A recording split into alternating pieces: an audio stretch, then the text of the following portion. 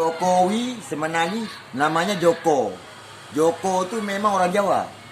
Jokowi, wi aja, wi-nya mentong kemuwi yang bubu. Betul. Kemuwi bu yawi yang lagi. Naga. Saya yang konon. Dia tahu Pak Jokowi. Aceh tanah mulia, tanah pusaka Aceh. Uang Aceh sana dia harap ada juga. Yang kau coba kau Jokowi memegangkan senjata saya lagi. Saya waktu saya sekolah dulu, Bapak Jokowi nggak kenal sama saya. Agus, abang angkat saya, dikasih keluar nggak menang. Demokrat, tapi saya bangga. Bapak saya waktu SBY presiden nggak ribut Aceh ini. Kenapa Jokowi ini lama-lama masih mengkeren krono Aceh ini? Yang coba Aceh, aman Aceh, di mana aman? Kalau Pak Jokowi lama-lama diproses nih, duit Aceh dihabiskan sana, awas, hadapi Dewan. Dewan nggak takut. Namanya Ahok. Cina balik.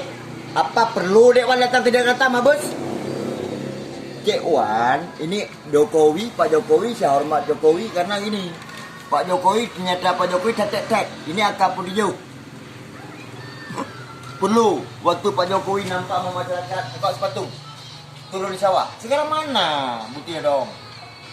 Saya orang Aceh. Tok. Goknya pemimpin dan lagi kencing dalam diri, anak buahnya lari. Tahu? Ngerti? Aceh merdeka maunya. Bukan apa-apa. Boh pini nek kamu boleh beri akar perjungan. Nanggo Acehnya tanah mulia hangkong. Amaru amin kaya kerung tu kaya kata lu.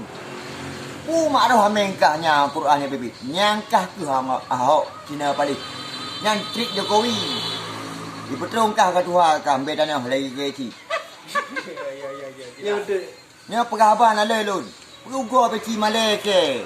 Kah won Tuhan memang kromak di pekon. Dari Menteri Agama ke maunya Jokowi. Anak gaut.